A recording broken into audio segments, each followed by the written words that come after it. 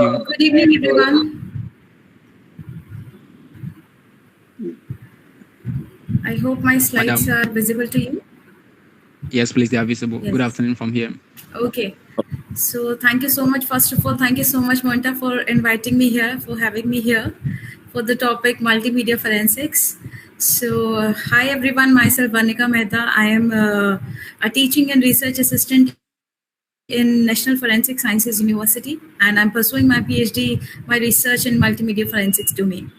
So today's topic is none other than multimedia forensics, that is investigating the digital media authenticity, enhancing those.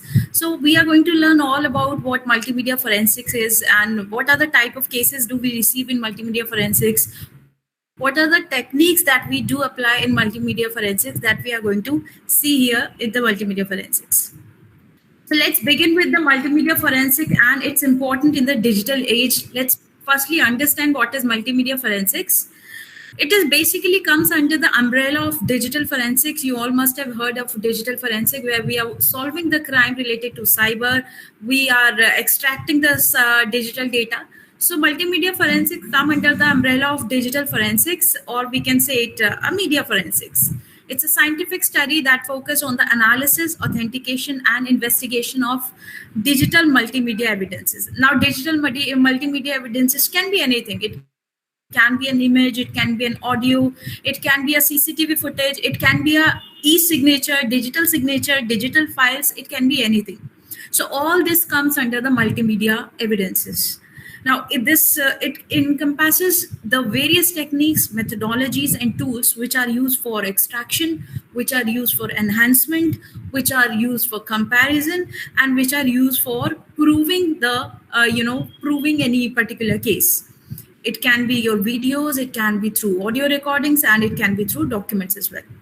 It plays a crucial role, as you all know, because the crime which are that are increasing with such a high pace that getting evidences from the crime scene is also not an easy task, right? Because the thing which has been increasing nowadays is the CCTV footages. Whatever crime the person commits, if we have the CCTV footage of that particular crime, we can proceed for the further examination of that particular case. So multimedia forensics plays a crucial role in ensuring the integrity of digital evidence, verifying the content authenticity, supporting the legal proceeding, and combating the digital crimes. So this is what multimedia forensics, and ladies and gentlemen, let me tell you, this is a very new and emerging field. The scope for this particular stream is increasing with the time, because we are in the era where the digital crimes are happening more than the physical crimes. Now let's understand what is the role of multimedia forensics in verifying the authenticity and integrity of digital media. We are saying that the multimedia forensic is being used for authenticity and integrity of digital evidence. Now let's understand how does the multimedia forensics do that. Let's first understand with the source identification. So whenever we receive any case, let's talk about any mobile phone, any image, any video, we firstly do check for the source. So multimedia forensics enables the identification of the source of any digital media, such as any image or any video. Here in this particular picture, you can see there is a video data, and we are trying to identify the source of video data. Is it a mobile phone, recorded by a mobile phone? Is it recorded by a CCTV camera? Is it recorded by a drone camera? Or is it recorded by any digital camera? So we firstly have to identify the source. So you know that the crimes also, along with the rumors, are spreading everywhere on the social media. We cannot rely on the social media. Whatever we see on the social media, the image, the video, is that authentic or not? The question arises here. So we firstly have to check for the source of this, origination. We go for it. We have certain tools where we go for the source identification of that particular evidence. So by analyzing various characteristics, like we identify the metadata, we identify the file properties, or device specific information. For example, if any audio has been recorded by a Sony recorder, Sony is a brand of any recorder and is recorded by a Sony Sony recorder. So by looking at the metadata of the file, we can get to know that this particular audio has been recorded by the Sony recorder. So this particular things helps in the solving of cases. Next, we go for the tampering and manipulation detection. This is again the role of multimedia forensics to check the tampering and manipulation detection. If any kind of tampering has been done with the image, with the audio, with the video, and if it is manipulated, we go for the identification and detection of that tampering and manipulation. So the digital media, here you can see two pictures I have pasted. One is of image, one is again, but it is related to audio. The first picture, you can see in the first picture, in the very half picture, there was a person. But in the next half, on the right side, the person has been removed from the picture. That means this picture is manipulated. Now, there can be multiple types of tampering. There can be multiple types of manipulation as you can erase the person, you can remove the person, you can cut the file, you can crop the file. So there are multiple type of manipulation that a person can do with the images and audios. Similarly, if we talk about audio, the second picture you can see here, in this particular audio, you can see that particular blue segment, that blue segment has been removed. And if it is removed, you can say this particular audio is tampered. So let me tell you, whenever we receive the cases, audio cases in multimedia lab, we firstly go for the authenticity check of the audio. And if at that particular step, we get to know that this particular audio or video is not authentic, we return the cases back to the person who has sent us the case for the solving of case. The reason is if we get to know that this digital media is not authentic, we are not going to do any further examination on that particular evidence. So authenticity is a very crucial thing whenever we talk about any digital evidence. So tampering and manipulation detection is the role and the job of multimedia forensic experts. Image and video forgery detection is also done by the multimedia forensic experts. So the multimedia forensics helps in detecting the image and video forgeries. We can say the deepfake videos, the manipulated content, if any kind of distortion is there, any kind of lighting issue is there, like here is a bright light, but in the other image there is a dull light. So if any kind of manipulation has been done, or if the file is compressed, so all these things will be identified and detected, and this is a role of a multimedia forensic experts. Here in these two pictures, you can see the first one is the deepfake image. This is the original image that you can see on the left side, and on the right side there is a deepfake image, wherein the image of the person who you can see in the box has been replaced by the person who you can see in the original image. So this type of images are known as deepfake images. And let me tell you, such type of cases are increasing on peak. Like if you consider any social media, you'll pick up any video from there. There might be the case that 50% of those videos you get are deepfake videos. And you will not get to know whether this is an original audio, original video, original image, or a deepfake image. I'll show you in the further slides how a deepfake video is made and how do you see yourself in a deepfake videos. Later in some slides, I'll show you. In the next image, you can see there is a authentic image and tampered image. On the left hand side, you can see there is a cloud, and along with the cloud, there are some mountains. The difference between authentic image and tampered image. If you are listening me, can I ask you what is the difference that you can see in these two images? Can anyone tell me? You can unmute yourself and let me know if you are able to understand the difference between authentic and tampered image.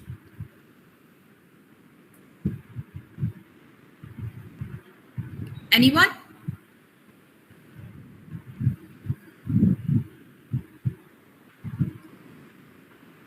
Am I authentic audible? Image is there. Yeah, you're audible. Yeah. The authentic image. So what is the difference between authentic and tampered image? When it is authentic, that is the original. Yeah, what is the difference that you can see in these two images? Okay, you can look at the smile. Like the original had like they say a more open smile as compared to the deepfake. Yeah. So in the authentic image, there is no tree along with the mountain. But in the tampered image, you can see there is a tree which is sliding on the right side. You can see this is the tampered image. So this is how, if any kind of manipulation has been done with the audio, video, images, we go for the forgery detection of those particular evidences. Now, if we talk about videos, then we go for frame to frame analysis, because we have to check each and every frame. The manipulation can be done in a single frame also. So this is how we do. Now, next role of a multimedia forensic is to do the authentication of digital signature and watermarks. Whenever we talk about multimedia forensics, only the three things that comes to a person's mind is that audio, video, CCTV footages, images. These three to four things you people will consider. But let me tell you, the digital signature and watermarks, their authenticity is also, that is being examined in the multimedia forensic department. So multimedia forensic experts check the authenticity of any digital signature, and they also check for the watermarks if it is there in the image or audio or not. So here in this particular image, on the upper side, you can see there was an original image, there was a watermark which was applied along with the original image, and here you can see the digital watermarking of that particular image. In the next image, you can see there was a original image wherein you have embedded some code and you have made it a watermarked image, and similarly a digital watermark has been created. Now, if someone manipulates the digital watermark, if someone breached the authenticity of this particular digital image, then we have certain tools wherein we get to, we identify whether any kind of manipulation has been done with this digital signature or not. Or if it is the, if something has been manipulated in the watermark or not. So this is how, digital signature and watermarks are identified in this multimedia forensics. Next, what do we do as in multimedia forensic is to check the metadata analysis. It's very, very important to check the metadata of any file. Now, metadata is basically, just a minute, metadata means the information of that particular file. It can be anything, like what is the time, at which time the file was created, on which particular date the time was created, in which folder you have stored the file, what is the actual origination date of the file, and if you have made any changes in the file, so what was the editing date. So all such details are called as a metadata. That means information of that particular file. So we go and we check the metadata of that file, and this metadata, let me tell you, gives us enormous and valuable information about the, the evidences, because it can tell us a lot of information which are which we, which even the tools will not be able to tell us. So that information can be tell us by the metadata of that particular file.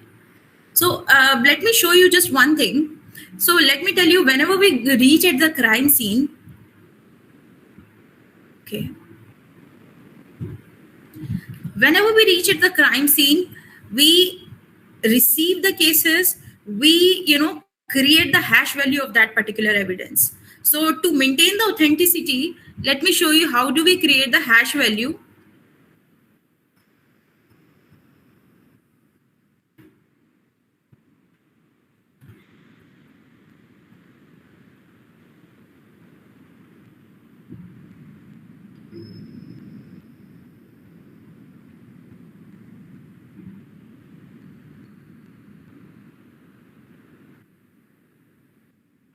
Hash my files.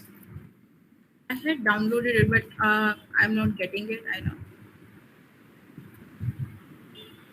So here you can see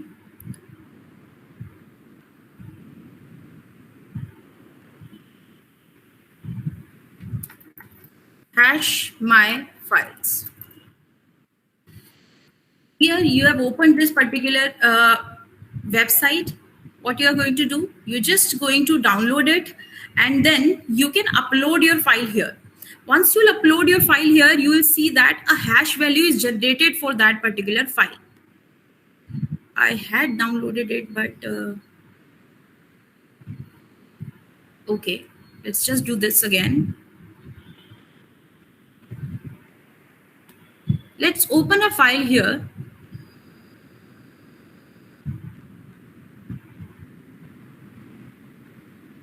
let's just say I have opened this, and here you can see this hash files have created a hash value of my digital evidence. Now hash value is, you can say, a digital signature of that particular file, or anything which protects your file will be called as a hash value. Hash value is basically a string of alphanumeric number, which is kind of signature to your file.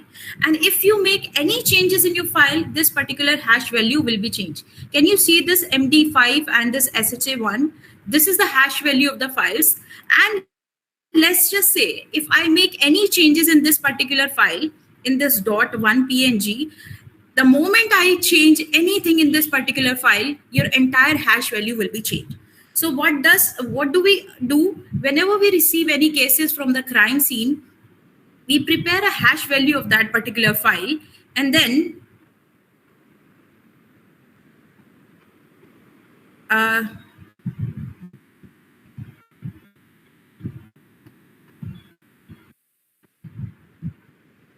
yeah.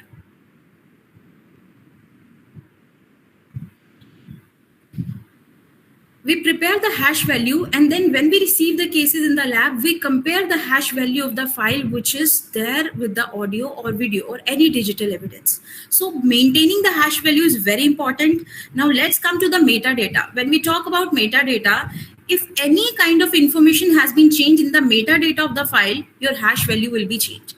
So this is a very important thing where a forensic expert relate with that. If a hash value is changed, a metadata is changed, the entire file is changed. So we can say that tampering has been done over here. Now another is the compression analysis. Compression analysis means if you are saving the file in any other format. So basically there are two type of compression techniques: lossless and lossy. Lossless means when you are compressing your file, when you are saving your file, and there is no loss in the in the file structure, that is called as a lossless file. But if you are compressing it and it is losing some data, then it is called as a lossy compression. Let's just understand, you are having a foam in your hand, or you are having a toy in your hand, and you want to put it in a box. So if you want to put it in a box, the box should be of the size of the toy. If it is not fitting, you are pushing it so that it can fit in that particular box. So that means you are compressing it. But if you pressurize it, and if in such pressurizing, in pressurizing condition, some of the box has been torn because of the pressure, that means some of the data is lost. Or if the toy is broken, that means some data is lost. That will be called as a lossy compression. And if you are packing the toy inside the box as it is, then that will be called as a lossless compression. So if you are saving the file, you are compressing the file. Why do we compress it? Whenever we need to transfer the file from one media to another media, we prefer that we compress the file so that it can transfer with a higher speed and it can take less space. So we compress the file. So in the compression, if we are losing some data, that will be called as a lossy compression. So we also go for the error level analysis check, where we are checking the compression of that particular evidence. So if it is changed, that we can say that file is tampered. In this particular image, you can see two birds are there. On the right side, this is a compressed image. On the left side, that is an uncompressed image. So you can see the difference between compressed and uncompressed image. Here, the quality has been down. So if the quality is being, compensated because of the compression, that means it is a lossy compression. You're losing some of the quality. Then let's see what are the different type of digital media that can be analyzed in multimedia forensics. We firstly, analyze the images, which is the most common form of digital media that is, we are receiving.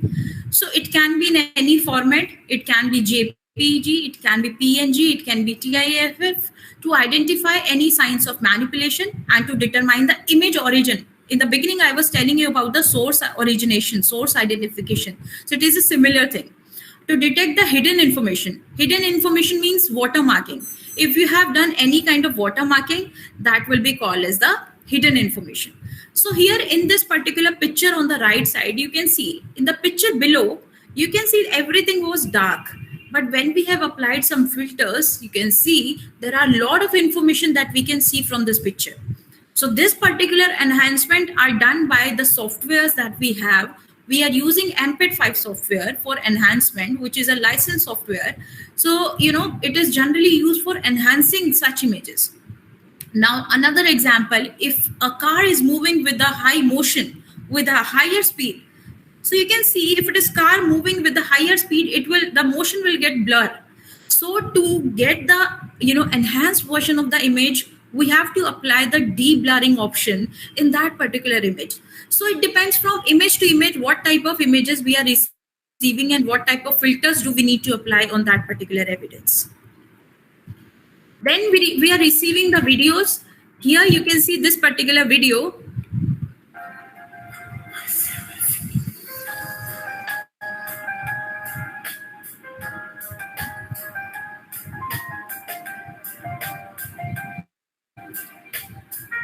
So the age is changing, and this is a challenge. If we are receiving any such video,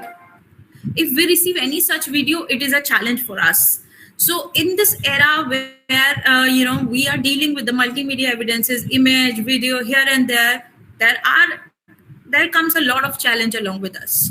So we do examine such type of cases. We do examine the videos, the deepfake videos, the manipulated videos.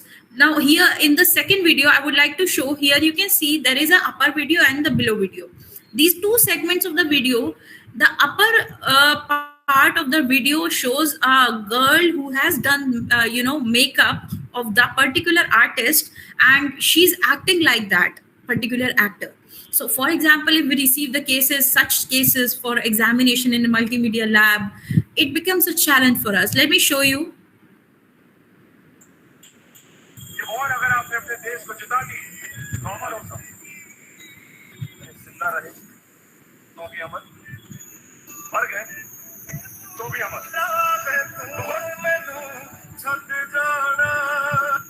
Now here you have seen that a girl has tried to manipulate the face by makeup of that particular actor.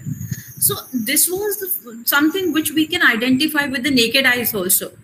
But something which has been done by the AI, that we will not be able to, identify. So here comes the challenge for related to the deepfake videos, which you have seen in the, we are going to see in the further slides also.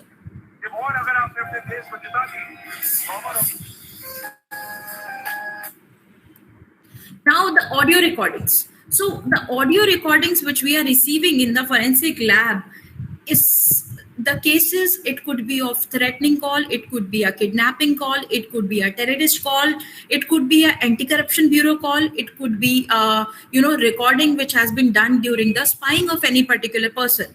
So we are receiving such cases. So in the audio recordings, what do? We do the enhancement. If it is a noisy background audio, we do the enhancement. If it is not authentic, we firstly go for authenticity check of the audio. If it is not enhanced, we go for enhancement. If we have to compare whether the two voices belong to same person or not, we also go for the comparison of the audio. So for that, we do the auditory examination also. We do the spectrographic analysis also. Here in this picture, you can see there is the spectrogram of your particular audio. So basically, whatever we speak, we can see that in the spectrographical manner, and we compare the two audios basis on this frequency which we receive in the spectrographic spectrograms of that particular audio. Now the documents. As I told you, we are only aware of the audio, video, images. We are not aware of the digital documents also, which are being examined in the multimedia forensic section. So digital document, including everything, PDF, Word file, spreadsheet, text file, they are subjected to analyze in multimedia forensics. So the document analysis involves examining the content, metadata, formatting, and structure of the digital documents to verify their authenticity, to determine the document origin, to identify if any kind of alteration or tampering has been done, and to extract the relevant information from that particular file. So the techniques that we include is the metadata analysis, text extraction, document layout analysis, and forgery detection. in the particular document forensics of e-documents. So here in this picture you can see there is a metadata of the particular file, when it is created, what was the file size, what is the edited date, what is the location of the file, everything, when it is printed, everything has been pasted over here. This is called the metadata of the file. We also go for the social media content. As I told you, there are so many things which are getting uploaded on social media on daily basis, and we are not aware of the authenticity of the particular rumored or viral audio or video. So we, as a forensic expert, multimedia forensic experts, we go for the source origination check. We check the geolocation of the file. So for example, if someone has viral any video which should not be viral, so in that particular case, if the case comes to the multimedia forensic department, we also go for the geolocation check to identify who has uploaded the file in the beginning. Later on, it was spreaded from one person to another, but who was the person who has uploaded the file from the beginning? So basically, what is the source of that file? On which particular date, from which particular IP address the file was uploaded, what was the geolocation, everything has to be checked. What was the content, who has prepared, from where it has been uploaded, and when it has been uploaded, everything is being checked in the social media content. And this is the role of a digital multimedia forensic experts. Other digital media, it includes CCTV footages, it includes digital art, it includes computer generated image, it includes virtual reality environments. So we also go for the analysis of such type of things. We go for the CCTV footage examination, and later on we also go for the digital art.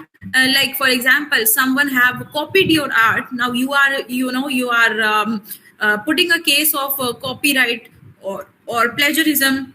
So such type of file will be coming to the digital multimedia forensic department. What is the role of forensic here? We are going to check the source, origination, and everything of the file. Like I showed you in the previous slide, we are going to check the metadata of the file, and that metadata is going to give us a lot of information about that particular digital art also. Now, here comes the challenges and complexities that are involved in analyzing the digital different types of digital media and multimedia forensics. It is not that easy, which I've shown you, that we are going to check this, and it's done. It doesn't work like that, because every new case comes up with a new challenge. Every new case comes up with a new difficulty, and that is how the new challenges are being tackled in the field. When we talk about the images, so challenges that we talk about in the images is the image manipulation. It is difficult to identify the image manipulation if it is tampered. So we have tools wherein we are detecting the tampered image, we are detecting the cloned image, but it is a challenge if it is generated in such a way that machine is also getting confused. So such type of challenges do being encountered also in this particular image forensics. When we talk about compression artifacts, you have applied some compression algorithm, you have changed the artifact. For example, you have converted a file from AAC format to MP3 format. When you are converting your file from AAC to MP3 format, your file is compressed. So in the compression, partial data might be lost if it is a lossy compression. So that becomes a challenging task. If that particular data which is lost was of importance to us, then that is of waste. It is a challenge to retrieve that particular deleted data. Image resolution and quality. If it is a very poor image that we are receiving, it is low resolution, it is poor quality, then also it becomes a challenge to enhance that particular image. So if I talk in a practical manner, so the cases which we receive on the daily basis, it doesn't look like that. The images what you are seeing here is the standard images, but the cases that we receive in practical life is totally different. So when we receive the images, it is very poor resolution, it is in very poor quality. So enhancing such images and to retrieve the relevant information from those images becomes a challenging task. in the below picture, you can see there are four boys, there are four person who are standing in different postures, standing and sitting. This is basically a clone. So by using different applications nowadays, you can make your clone, and you can make yourself do anything, even if you are not doing in real, but making the clone, you can do anything. So identifying the clone and identifying which was a real and actual pose of the person is also a challenge. When we talk about videos, challenges that we are dealing with the video is the video compression. So videos are often compressed under lossy algorithm. So if it is lossy, that means some of the data will be lost. So if we are losing the data, it is again a challenge to retrieve that particular data. Now, frame level analysis, when we analyze the videos at the frame level, we require a large volume of data. If we are receiving 1 GB of file, so analyzing that particular file frame by frame, it takes a lot of time, it is time consuming, and it takes a lot of space also.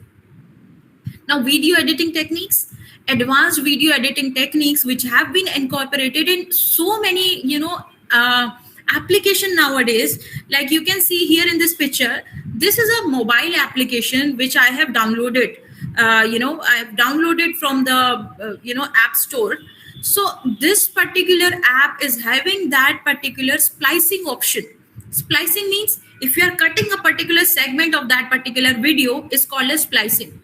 So if you have spliced that particular portion of the video, it will be difficult to identify whether it is spliced or it was there in that particular video or not. So it becomes a challenging task. If I talk about audio recordings, if it is a noisy background, it becomes difficult, to enhance. But we have tools to enhance that particular audio. But still, if it is very noisy, then it is not that easy to, to enhance it and to examine that particular evidence. Audio compression, again, if it is lossy compression, it will lose some data and it will become a challenge for us to retrieve. Speaker identification, it becomes challenging when we are dealing with the low quality or a distorted audio. And it also is a challenge when a single person can make a female and male voice both. Here you can see I have applied two videos. This particular person can make a female and male voice very smoothly. He can take a transition from female to male and male to female voice in a very smooth manner. So, but if we receive such type of cases, it becomes a challenge. Let me show you.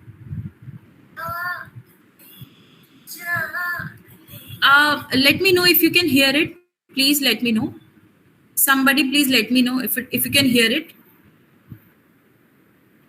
Yeah, it's audible. Yes, we can hear. Okay.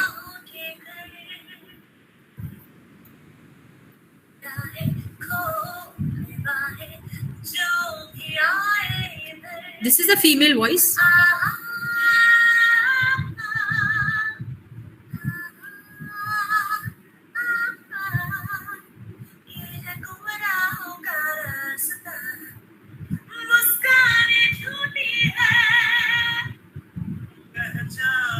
This is a male voice.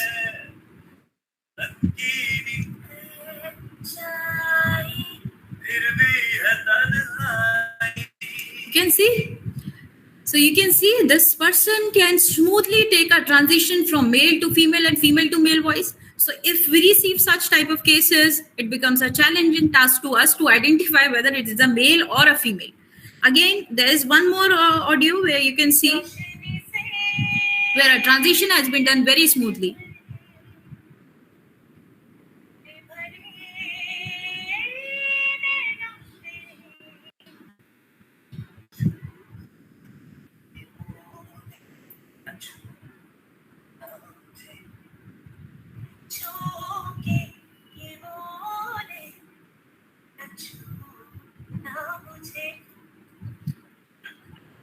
So you can see here.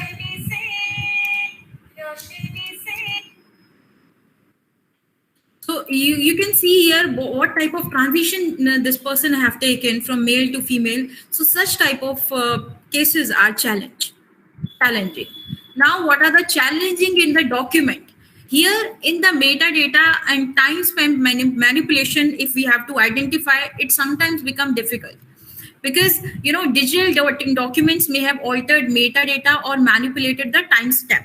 Here in this, you can see this picture. If I change the metadata, if I change the, if I crop this particular image and save this image, you will see that entire metadata has been changed. So if I make any kind of manipulation with this particular image, or I can say I can edit this particular image, everything will be changed. So let's just say that this file has been created yesterday. So if I'll crop this file, and if I'll save this file again, so origination date will be yesterday and the modified date will be today, because I will be making any modification today. But if I change this file, I crop this file, if I edit this file, and I'll save as a new file. So if I'll be saving this file as a new file, then you will not be able to identify the metadata, because now the origination date and modified date will be of today, because according to this, the new file has been created today and it is modified today. So if such of things are there, it is a challenging task if the file has been saved as a new file. So textual analysis. When we talk about textual analysis, semantic and linguistic patterns become very important, because language is important. If we are not aware of the language, we received a document. If we are not aware of the language, if we are not aware of the semantic expertise, we don't have, then it becomes a challenge for us. If if the cases of plagiarism, so detecting the plagiarism without even knowing anything will be a challenging task. So document format variations. So if we are changing the format of that particular document, like a PDF, Word document, or scanned images, it requires specialized tools and techniques for analysis. So it's also a challenge, not always, but sometimes. Now let's talk about the common forensic techniques which are used in multimedia forensic for analyzing the images, videos, audios, and metadata. What are the tools and techniques we are using? So firstly, in the image analysis, we use the error level analysis. So, from the very first slide, I'm telling you compression. So again, if the compression has taken place, and with the help of compression, if we are able to identify that compression has been done in this image, but has not been done in this image, that means manipulation has been done. It is known as the ELA, error level analysis. It helps to identify the areas of an image that may have undergone alteration by analyzing the differences in their error level, which is caused by the compression or manipulation. Now, in this particular image, you can see there is a particular woman who is standing with this, with this floral wall. So there is a lady which was seen in the original picture. In the fake picture, that lady has been removed from the picture. So if we are using the techniques like this particular image has been, identified by the Embed Authenticate. By using that Embed Authenticate software, the software has tell us that at that red line, it means that red line shows something was there. Someone has been removed from there. So this particular identification can be tell by any software which is used for authentication. Visual inspection, very important. Along with the tools, we also go for the visual inspection, where we are checking the lighting, where we are checking unnatural shadows or unusual pixel patterns. Let me share an experience with you. There was a case which was being solved in a forensic lab, and there was a lady in the original audio, in the original image. The lady was not carrying any umbrella. But the image was tampered, and in the fake image, the lady was holding the umbrella in her hand. So how does the forensic experts were able to solve the case?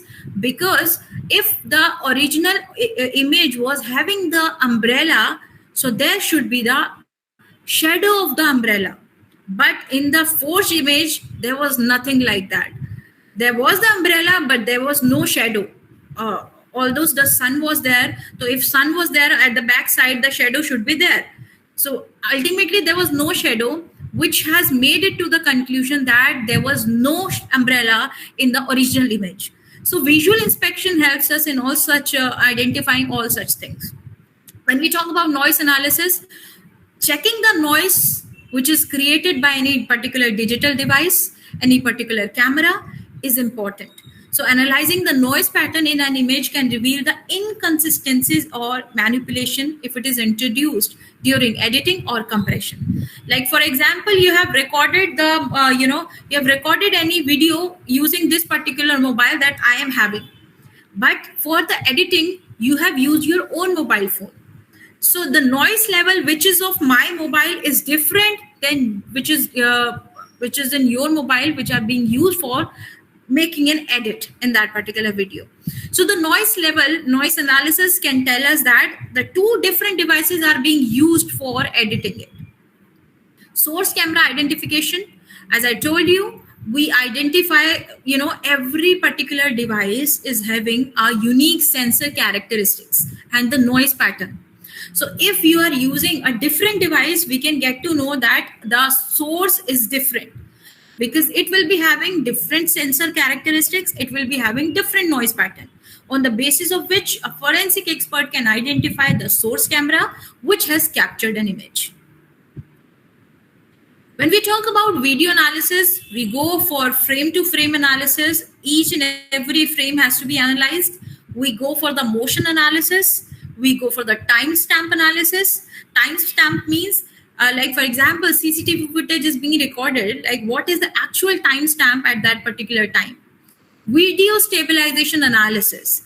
If the camera is shaking, so if we have received any particular video wherein the camera was shaking repeatedly, so we will apply the video stabilization technique and we will stabilize the camera, we will stabilize the video, and then we are going to examine it. We are also going to check the motion analysis. Like I told you, a car is moving with a very high speed, so there will be a blur motion. So to remove that blur part, we are going to apply deblurring motion, deblurring filter, and we are going to analysis further. For audio analysis, we do audio authenticity check, we do the speaker identification. If two speakers are speaking and we need to identify whether these are the two person are same or not, then we go for the speaker identification. Acoustic analysis means mere by listening to that particular audio, we come to so much of information, we receive so much information that who could be the person whom we are listening in that particular audio.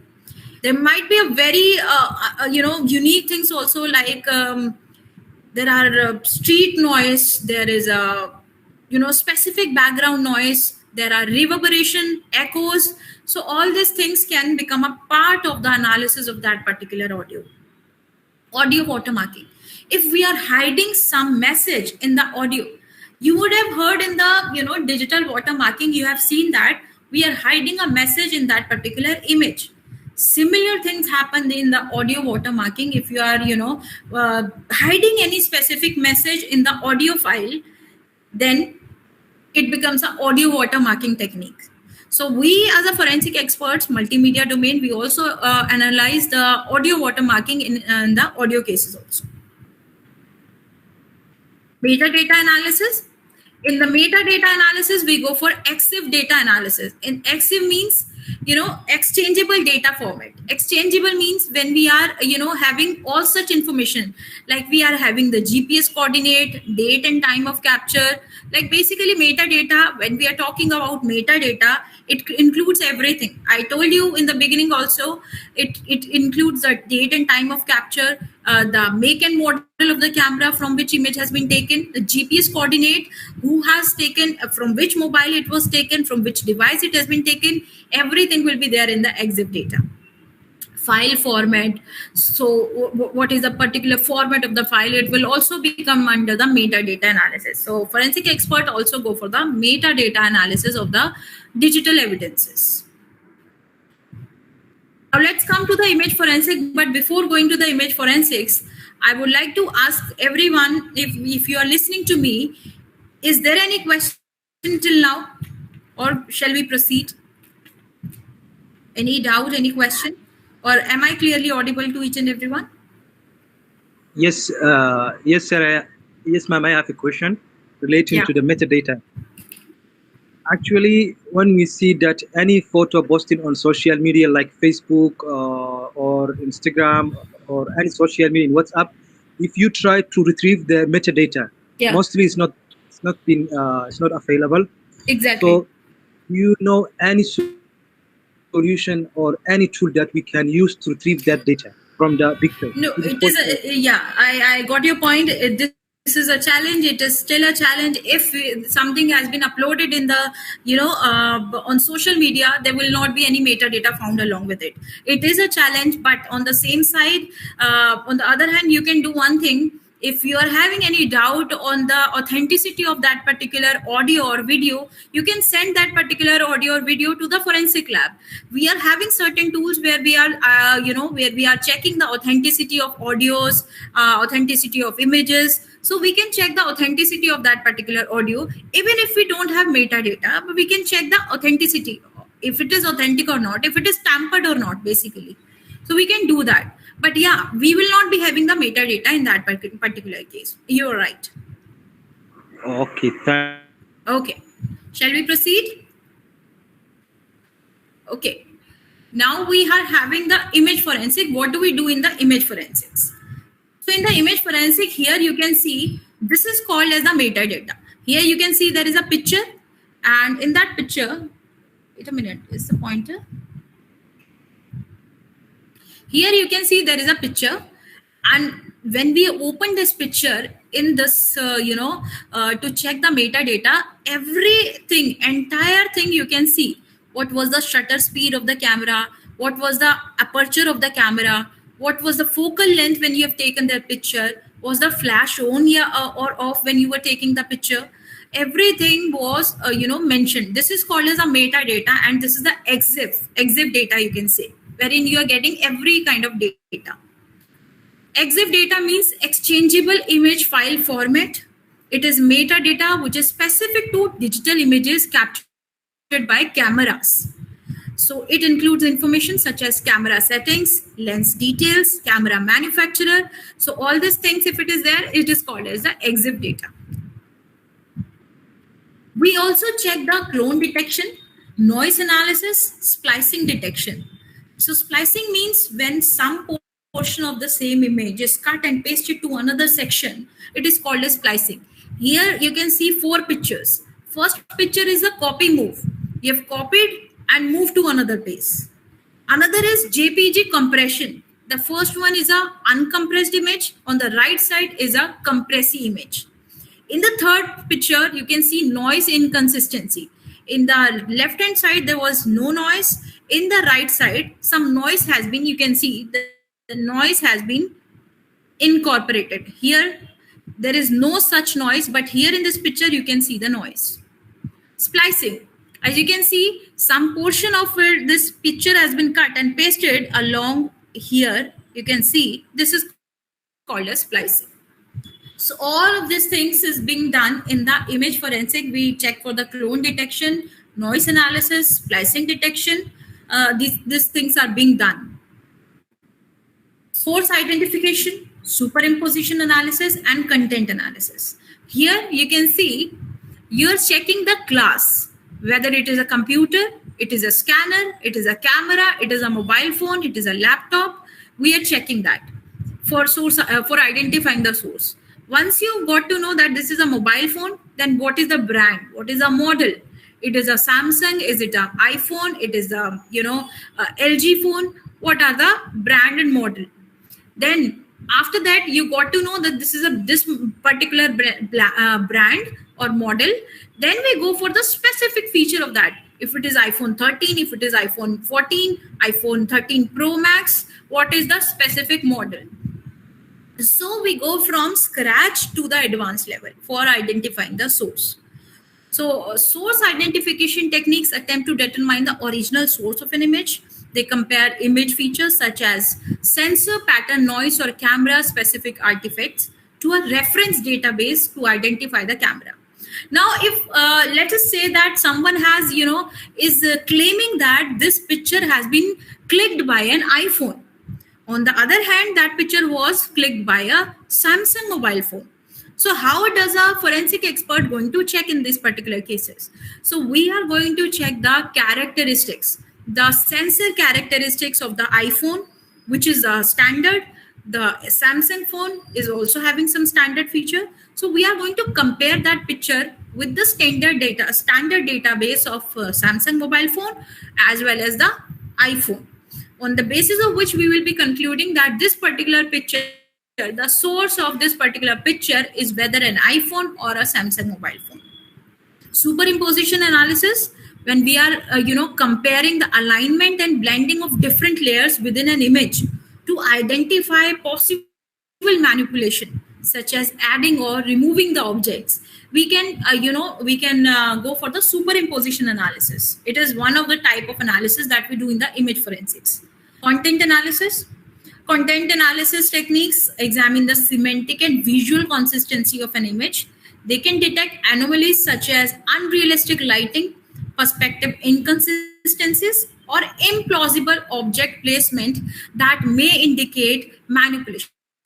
Like I have shown you in the pictures, in one picture there was a person, on the other picture the person was removed.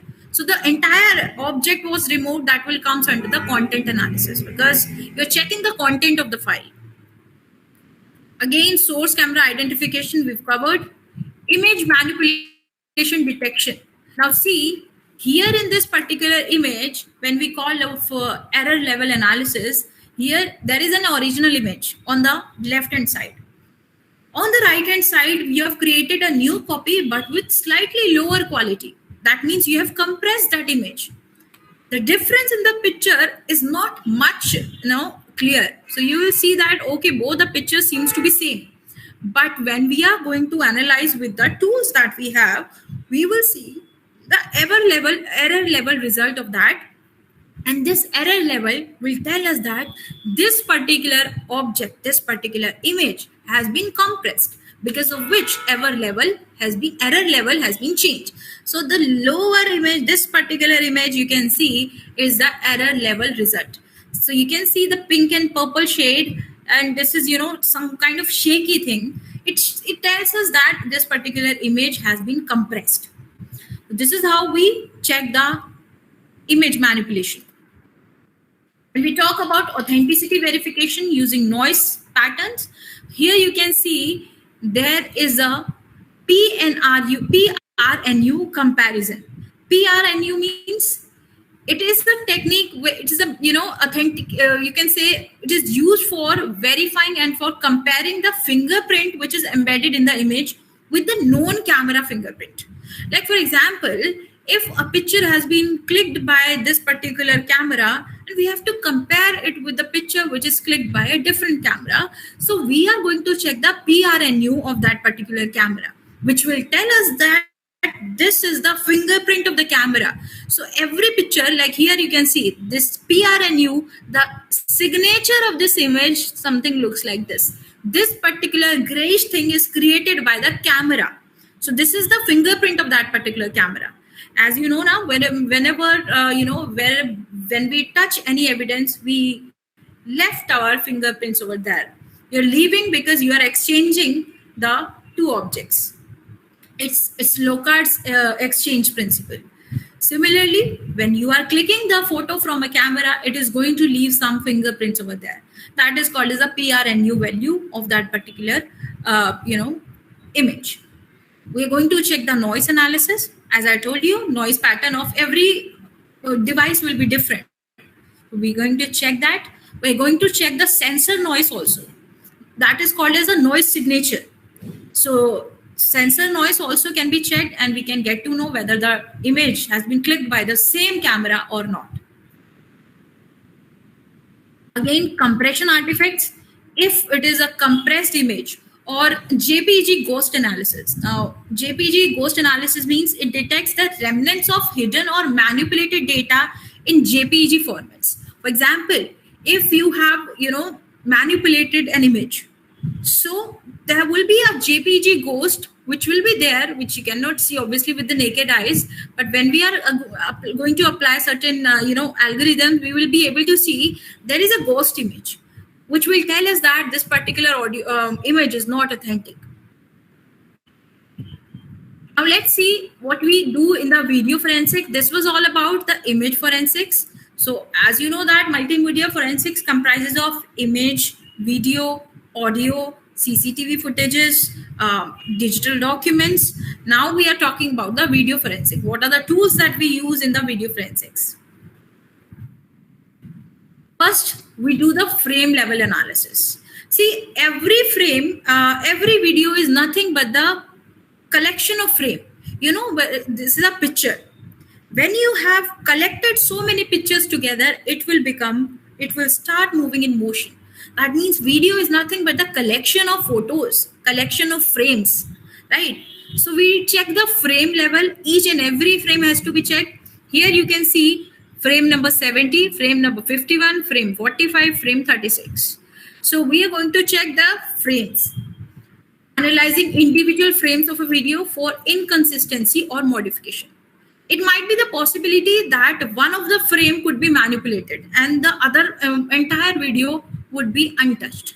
So it can be a manipulation in any single frame. So we are going to check the individual frame for the identification, detecting duplicated frame. So if something is duplicated, if the frames are duplicated or a new frame is inserted, we can detect that. Identifying the alteration in specific regions of interest. So for example, there is a person who was speaking something, and at that particular portion, you have altered the particular frame. You have, made any changes in that particular region of interest that also have to be detected, tampered. Motion detection, motion patterns within a video, detecting unnatural changes in motion, identifying frame level inconsistencies, which is caused by the tampering. So this is all being done in the video tampering. These are the techniques that we apply in the video tampering detection. Here you can see the motion has been detected. There was a person who was standing, but the moment he started moving, he have shifted his place from this to this. So this motion is detected, and we can see this particular motion by using the various techniques in the tools that we have for analysis of the video evidences. Here you can see if there is an unnatural, changes in motion, it will be detected. Techniques again, this is also keyframe analysis, examining the keyframe. Now here you can see this is an image sequence. In this image sequence, this particular video is different, this particular video is different. So when you have merged two images, this particular section where you have merged the two images, here you can see there is a keyframe number 1, keyframe number 2. So keyframe extraction and keyframe analysis is again important when we do the tempering detection of that particular video. Comparing the keyframe for inconsistencies in image content or quality. So we are going to compare the keyframes. If it is inconsistent, we will get to know that some type of manipulation or tampering has been done. Now, video tampering, video codec analysis. See, this is a file. When you have opened the file, you can see there is a codec information. Again, in the codec information, you can see there is codec MPEG H part 2 HEVC. So this is a codec which is used for compression. When you are compressing any file, you will be having some codec information, in which format you have compressed your file, what is now the size of a new file. This particular information is called as the codec information. Identifying the anomalies or inconsistencies in the codec parameters. If it is found, then we'll get to know that this particular image or video is tampered. Copy move detection. If something has been copied and moved or deleted from some portion, it is also called as the forgery, and we do detect it. So this is an original video where you can see nothing was there. This is is frame number 168, frame number 169, and frame number 170. But here you can see in the forged video, there was a hand with an elephant who was keeping it here in frame number 168, in 169, and then 170. You can see this is the original and this is a forged image. This is why we need to do a check from one frame to another, because anything can be done within a single frame. So copy move detection. Here also you can see there was a car in frame number 264 to 266, but in the forged video, this car has been removed. So this thing are being checked by the video authentication tools, video enhancement tools that is there in the multimedia forensic department. Splicing detection.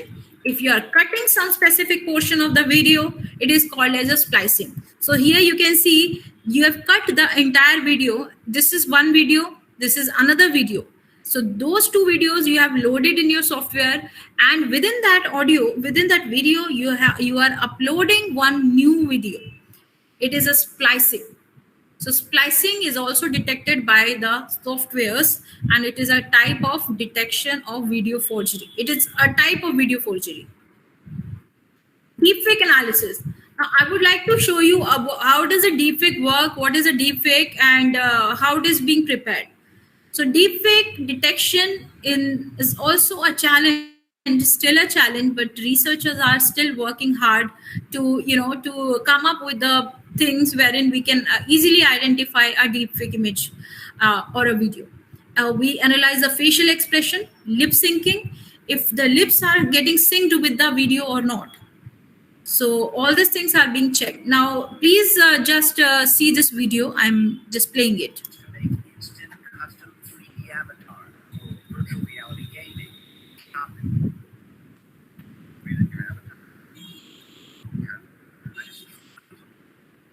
Real-time puppet master trick is how he refines the technology. Here I am. Yep. Abe, Minister of Japan.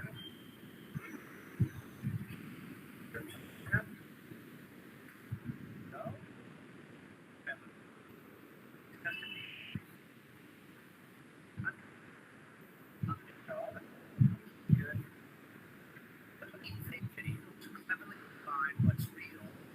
Synthesized by a computer to make people appear to say things they never did or never would. But the ever-increasing speed of computers, this is original, this is deepfake. Intelligence technique called machine learning is making these composites harder and harder to detect than AI.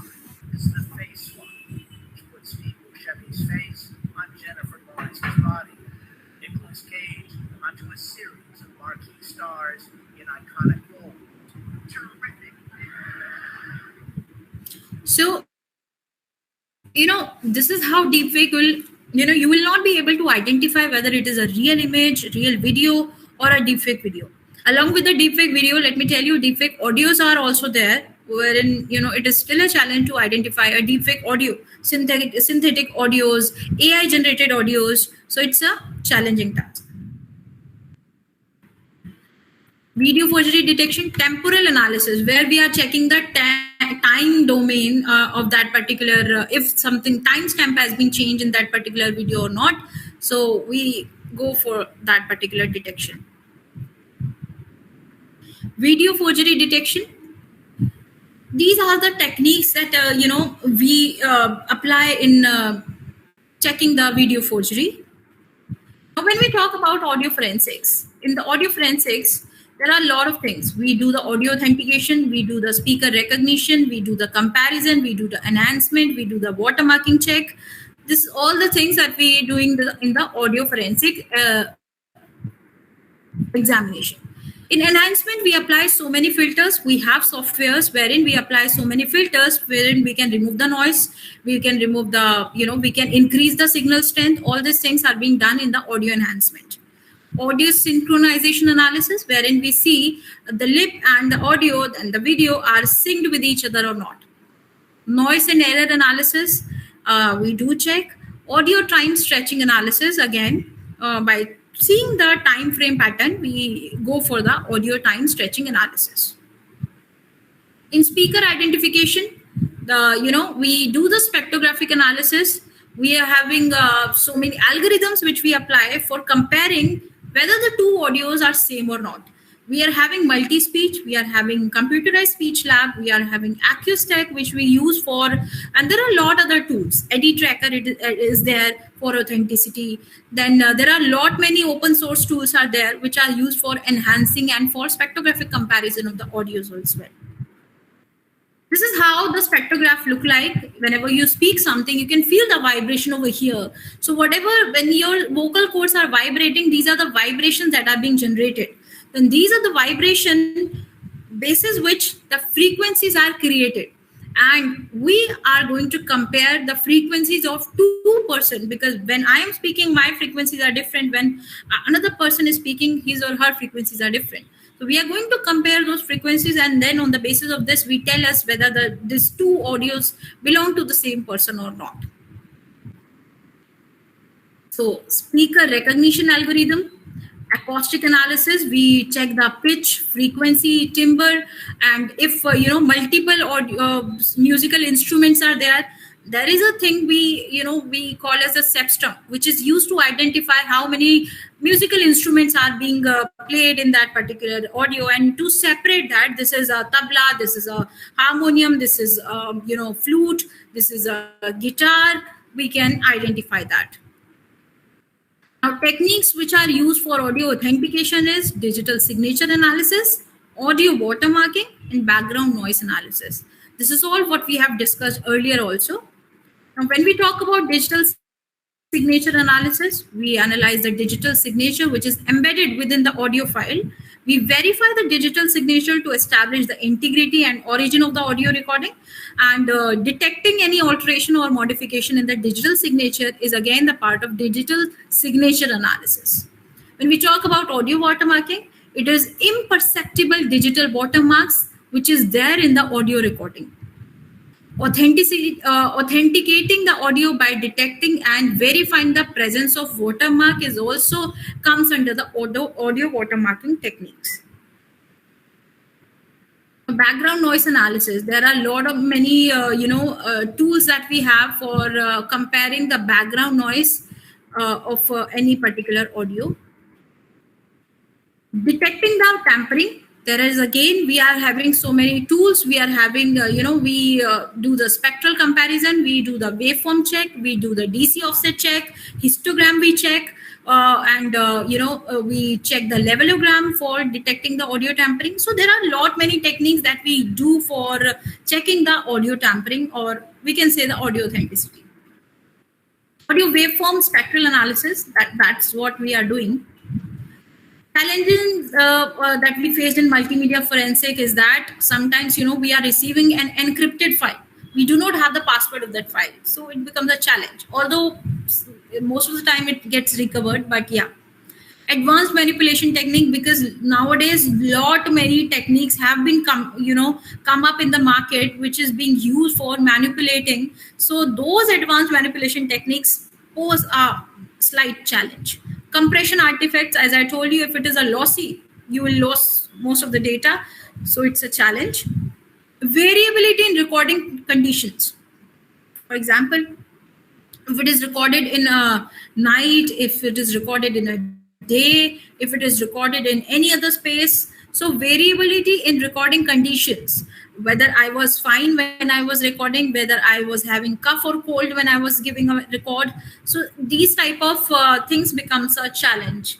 Lack of reference data, we don't have so much of reference data, and if we have to compare any one audio to another, we don't have much data. Sometimes it becomes a challenge. Now, future trends, this is the last thing which I will be discussing today. Future trends means how and by which means multimedia forensics can develop, can emerge by using the latest technologies that is coming up in the future. For defect detection, if we are using AI, it can become easy. And also, as I told you, most of the researchers are working on this thing. And in the future, we will come up definitely with the techniques where we'll be able to detect the deepfake videos very, very easy. Blockchain and immutable forensic record. If we are going to use blockchain technology, it has a potential to provide the secure and immutable forensic records. So we can use it in the future for ensuring the integrity and authenticity of forensic analysis results.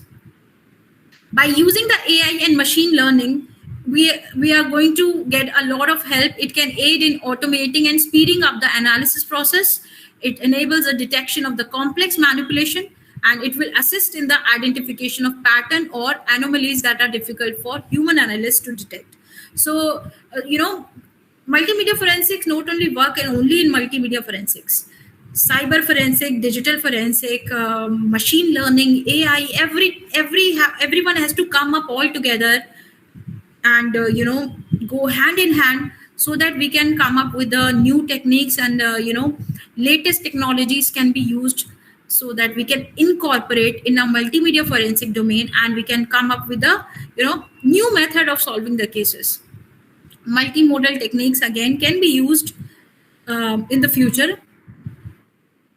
Sensor pattern noise analysis, advanced compression artifact analysis. Sensor pattern noise analysis refers to the unique noise patterns inherent in digital imaging sensors. So it can be utilized to identify the specific camera or device that has captured an image or video, which will help us to establish the authenticity and source of the multimedia content.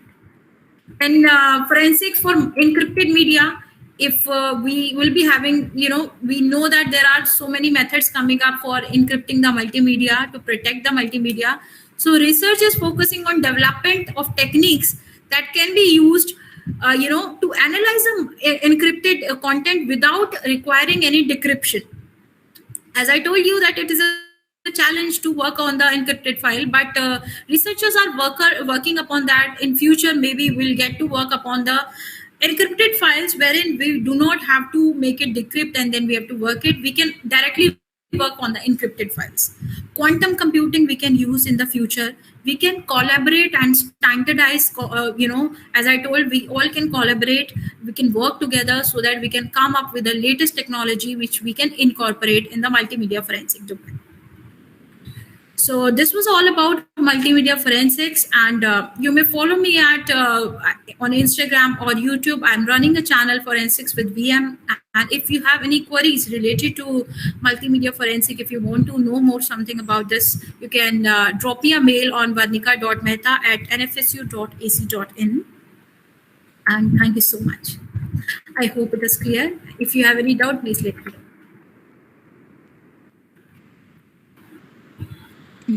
Okay, there are some questions in the chat box, so let's start with those one first. Yeah. Please let me know. Let me see the first. Okay, the first question. Okay, questions are there in the chat box. Okay. Yeah. The person is asking about noise analysis as a tool for image analysis. I think it can be misleading because sharing of images from one platform to another can create noise in an image, and that won't be necessarily an alteration done to the. How can that be determined? Yeah. Okay. Exactly. That's a challenge.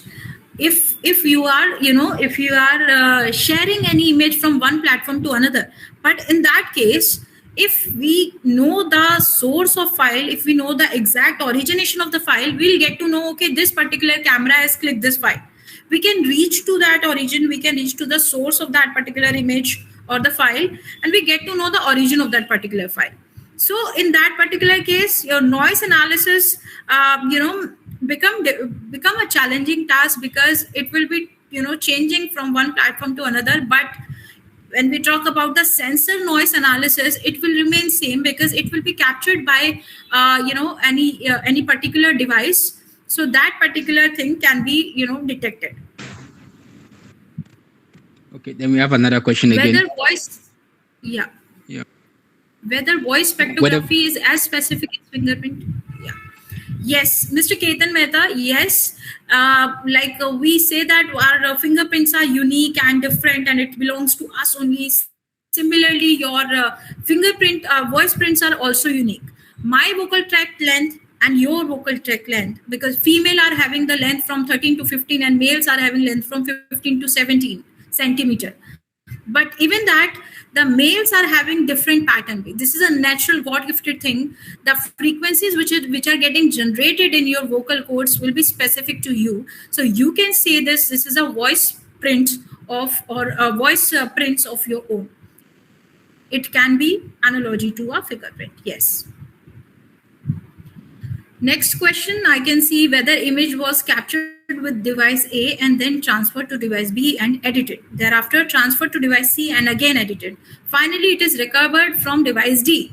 Whether we can get all details from recovered image. Okay. So in this case, firstly, it depends whether you have saved this file as a new file or whether you have made any change in that particular only file. If you have made the change in that same file, then we will be able to retrieve that thing, that what was the origin of that file. But if you have saved the file as a new file, then we will not be able to recover it.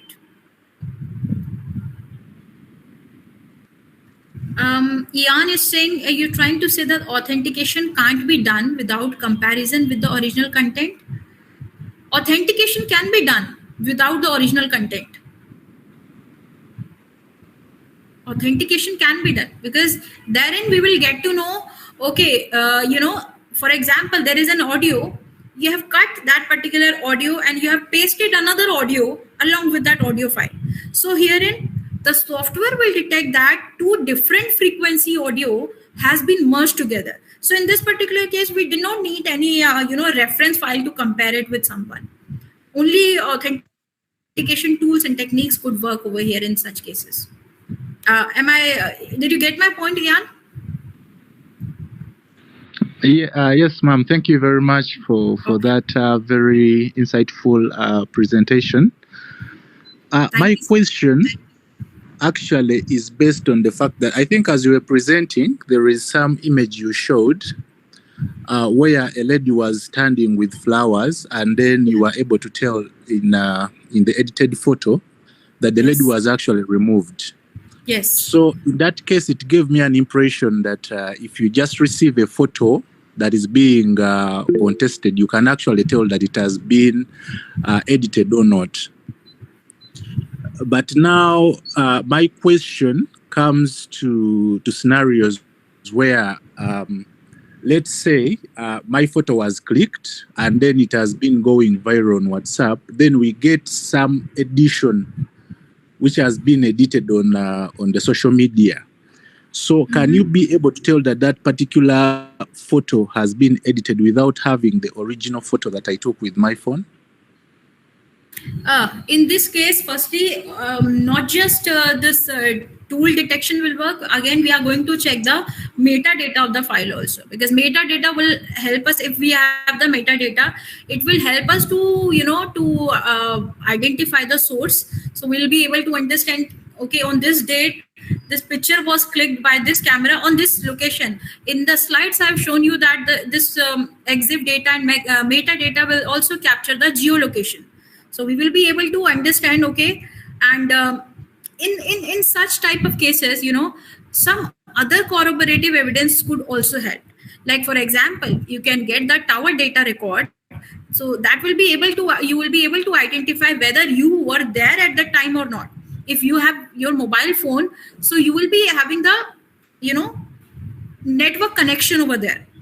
So your tower data will tell that whether you were there at that time or not.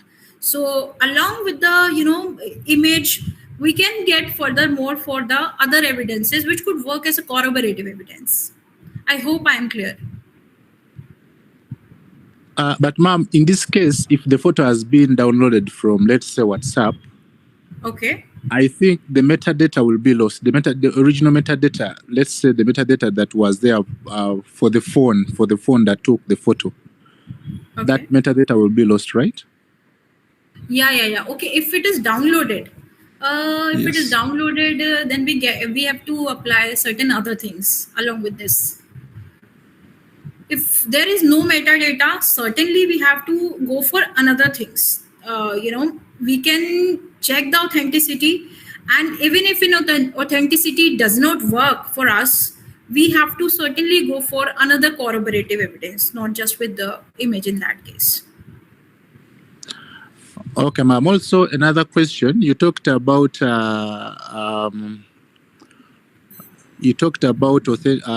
investigation of social media content. Yeah. And you reiterated that it is possible to get the geolocation information of content that has been downloaded from social media. Yeah. The last time I was updated about this context, I knew that there was a challenge. It was actually challenging to know, let's say, for example, if a video has been going viral, it is a bit hard to know who actually updated this content and when it was uploaded. So I would like to know if maybe that has been solved, because you say that actually right now it is very possible to know who uploaded and when. No, see, actually, a lot of technology have come up now. You would have heard of IoT, Internet of Things. IoT can also help in letting us know whether this person have uploaded this file or not, or as I told you, geolocation and digital prints of that particular device are there or not. For example, I say that my iPhone have uploaded that file. For example, someone has said that someone is claiming me that I have uploaded a file, but I am denying that I have not uploaded the file. So if I am going to check the digital fingerprints, digital prints on that particular file, I'll be able to see that noise patterns are of iPhone 13, this particular model. Because I told you that every particular device is having their own sensor characteristics that will be specific to them.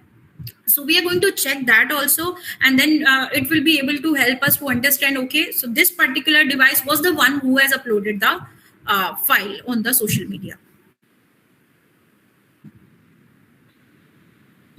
Am I clear, Jan? Yes, ma'am. Thank you very much. Maybe the last question. Thank you so much. My last question, ma'am. Yeah, please.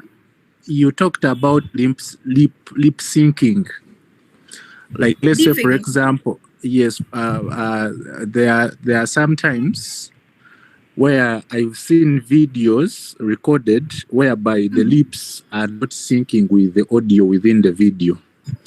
So I've seen this in videos which are not actually forged. But the way you were presenting, I was getting the idea that if there is no syncing within the lips and the audio, it is a sign of forgery.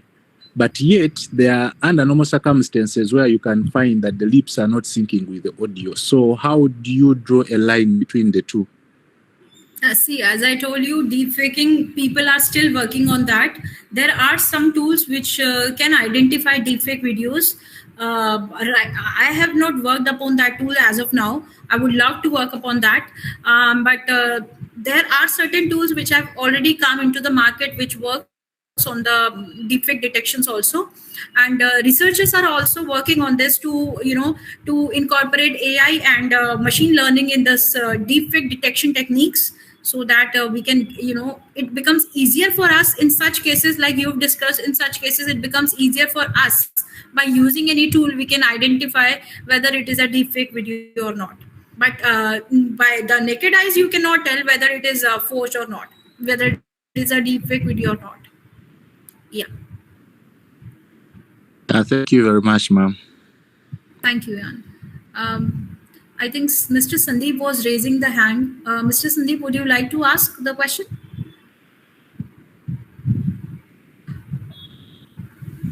If there is no question, we can end the session here. All right. Hello, Mr. Sandeep. Are you there? Hello. Okay, Ian, wait a follow up to what we are. Okay, yeah, Erasmus. Yeah, hello, ma'am. Hi. Yeah, good afternoon. Thank you for your insightful lecture. You're welcome. Yeah, let me follow up by asking you this question. You were talking about the noise patterns and then the sensor pattern in the aspect of identifying a post of a picture or a video which was made on the social media platform. You were explaining to Ian. Yes. Yeah. I think Ian wanted to know whether it is a particular person. Ian wanted to know who actually posted that video and not the particular device that took the video. I was also interested in that question, and when he asked, yeah. So, yeah, if you can clarify that, the differences in detecting who the device that took the video or the picture, and then the particular one that posted, because I think they are different. Or ma'am. To proving that who has actually uploaded, you should know if the person who is suspected is having that mobile or not. So basically, we as an expert, we can work on which device has uploaded. To understand who exactly the person is, we get to know further more things, like what was the intention, and what is his motive, and so many things. So as an our concern is to know which device. Let's just say, if for example you have uploaded the file, but your mobile have uploaded the file, but your mobile was with your friend, he has uploaded on your behalf. So how could you say that this person has uploaded the file? Because if the file has been uploaded by my phone, the question will be on me that I have uploaded the file, and then I have to prove whether I have uploaded or not. I can say that my friend have uploaded the file on my behalf. So it depends, exactly the question should be which device have uploaded the file, and not who have uploaded the file. Because whoever can upload the file on your behalf, anybody can upload the file on your behalf. I don't know what would be his intention, what would be his motive behind. So our concern should be to know which device have uploaded the file. Once we get to know that this particular device have recorded, then we will reach to the person eventually as an investigating officer also, we will reach to the person by taking out the tower data, call data record, and many other things. But our concern will be to identify, as a multimedia forensic expert, to check that device from which the file has been uploaded on the social media. I hope I am clear. Yes, it's fine, but I'm not that clear on the device that uploaded. For the device that took the picture, you were talking about the noise pattern and then the sensor pattern and other things. So I know if we are able to get the device, we can take the same picture and compare it to the suspect or the picture in question. Yeah, but for the particular device because it is possible that another device took it and another device uploaded it. So I'm not that much clear on the device that uploaded it. Some of the techniques that we can use to detect that it was this device that uploaded. If we are talking about maybe some logs or other things, I think that one, I don't know if you can throw light on that one a bit for me. I understand your concern, but as a multimedia forensic expert, only these things we do. We are supposed to do this much examination only. I think, madam, he can help you by also giving you more information. Ma'am, are you telling me that goes into the aspect of digital forensics? Yeah, might be, yes. Erasmus. Thundering is there, a lot of raining is going on and thundering is there. Gunda, yes. Can you please help me? Yeah, Erasmus, I was saying that you can help madam to understand you better and let's say address your question by giving more information. Let's say device A took the image or maybe the file. Then how did it get to device B? You have to also explain how can I take a picture of my phone and you will be uploading it. Then there should be some kind of trail. Maybe I send the image to you. So I know that among all my contacts or those who have access to the image, it's only myself or you. So if it was not sent from my device, then automatically it is sent from your device. And which account was what is the name? Was the image, let's say in codes, being uploaded to? Was it your account or my account? So all those things can also be taken into what consideration. So if you can give Madam like let's say more information with regards to like how the image moved from A to B, then I think she can address your question much more better. Okay, thank you, Munta. Yeah, but I think that one is sorted. Yeah, so I'm okay with that. But just that I wanted to know from Madam's perspective, from the multimedia perspective, because multimedia is very close to digital forensic investigations. Yeah, it's not. Yeah. I don't. Yeah, they are actually one. You cannot say they are close, but they are actually one. So I wanted to know from Madam's perspective. Yeah, thank you all for that. Yeah, thank you. Okay. Thank you. I think Sudeep or Mr. Sudeep is back. He wants to ask a question, right? Someone raise his hand, please. You can ask your question. Someone had actually raised. Good evening. Yeah. Good evening, Mr. Sudeep. I do not have any question from right now because already I joined this session after half an hour.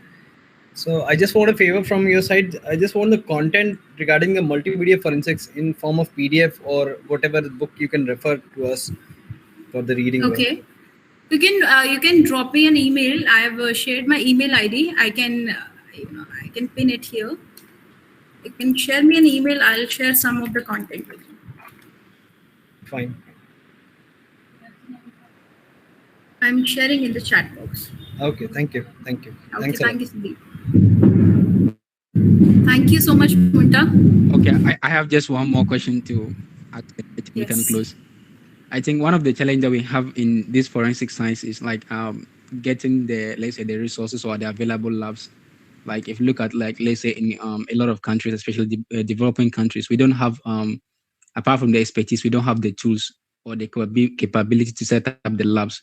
And the reason that we are not able to set up labs is because of like the cost of what maintaining a lab or even acquiring a lab. For example, my last let's say interaction with someone from the DNA section, he was talking about the cost of obtaining some of these DNA consumables. That some of them cost like up to let's say $10,000 and you can only exhaust them within a short period of time. So for that reason, it is very difficult to set up more DNA labs. Like in terms of setting up a multimedia forensic lab, like can you just give us like a brief overview, like the things that are being required and also the cost of, yeah. Yeah. So I can recommend some open source tools. Okay. Munta, hello, am I audible? Yes, please. Munta, I'm saying I can recommend some open source tool which can be used for graphic analysis also and which can be used for audio enhancement also. I can share a list of those tools with you. So that will be if it is acceptable over there to use the open source tool, then that is a good tool which can be used for the comparison of the audios.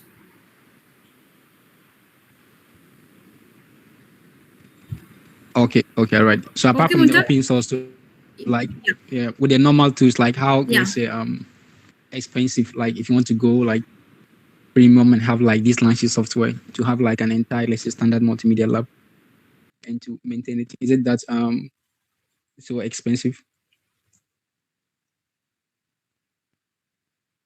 Sorry, I didn't get you, Munta. Yeah, I think I have a poor network connection here. My network is messing up. Then I'll just leave the question and text you. Then we talk privately. My network is very bad. Sorry. Okay. Hannah, please, are you there? Hello. Yeah, I'm here. Okay, then you can do the closing. Do us the honors. Thank you. Okay, all right. Thank you, Muta. So, thank you so much, Miss Vernika, for your insightful presentation. I don't have much knowledge when it comes to multimedia forensic, but I'm so elated for all what you've taught. It's so interesting. Okay. I wish I could ask more questions, but even with the little I got to know, I know that we have a lot to learn, in terms of forensics in general, but narrowing it down to multimedia forensics, I think there are a lot of research we have to do. Yes. and it has a lot of importance. From what you have said, it can help to either exonerate or convict someone in many ways. I've seen personally in court cases whereby people come show evidence of either a video, a picture, and people are convicted due to that. So it shows that if we don't know much about multimedia forensics, a video, or upon seeing a video or maybe a picture, we can easily say that the person is guilty, whereby in actual sense, the person might be innocent. So it shows that much research is really needed. As you said, maybe when it comes to deep fake video, mostly there are also challenges in terms of lack of reference data and when they are compressed artifacts, and in terms of even encrypted files.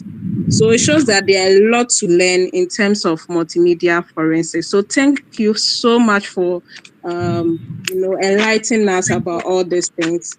I wish I could move from DNA to multimedia. It's quite interesting. Yeah. That is an achievement for me, to be honest. Yeah, sure. Thank you for introducing me to it, and I really enjoyed it actually. So thank you so also for the audience here. For having me. Yeah, thank you so much everyone for sure. patient listener. So, thank you. All right. Thank you too, and thank you for the audience here. Without you, our presentation couldn't be a success. So thank you all for your interest and your keen attention. So I would want to thank all of you. So we would like to end the meeting here. So anyone to second to the motion, then we leave. Okay. Bye-bye, everyone. Yeah. Okay. So bye. Okay, bye.